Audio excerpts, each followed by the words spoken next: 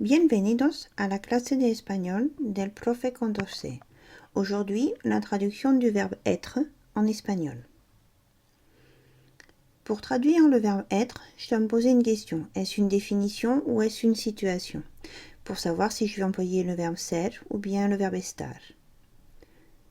Quand je veux employer le verbe ser, je le mets devant un nom ou un pronom, comme Carla es mi amiga ou este libro es el mío, ou bien devant un chiffre, en clase somos 20, ou encore quand je veux donner l'heure, son las 5:20, également pour traduire le verbe avoir lieu.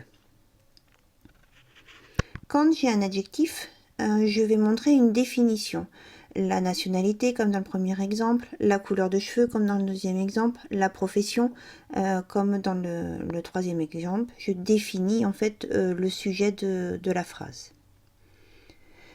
Bien entendu, un des emplois aussi, c'est la forme emphatique. L'emploi d'estar. Il indique une situation donc dans l'espace ou bien dans le temps. Très souvent, on peut le remplacer par se trouver. Quand j'ai un adjectif avec le verbe estar, il montre une situation passagère, un état. Pablo está furioso, il n'est pas furieux tout le temps, hein, c'est passager. Maria está loca de alegría, il y a une circonstance qui fait qu'elle est folle de joie. Bien entendu, un des autres emplois, c'est la forme progressive, un estar plus gérondif pour montrer qu'on est en train de le faire. Vous pouvez maintenant faire votre carte mentale en mettant donc les deux possibilités de traduire le verbe être, donc soit ser, soit estar, et les différents emplois. Bon courage à tous.